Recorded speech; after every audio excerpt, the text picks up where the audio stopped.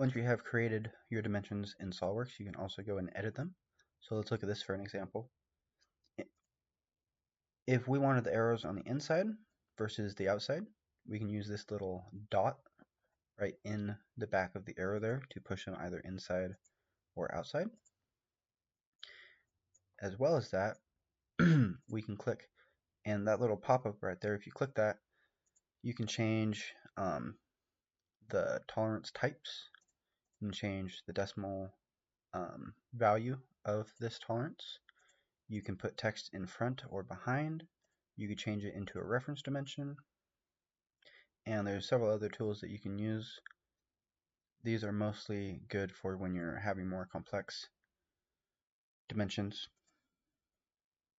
Another thing is like this radius. If you click that, you can justify whether it is shown as a diameter or as a radius. This hole, for example, you would want to call out as a diameter. If it was called out as a radius,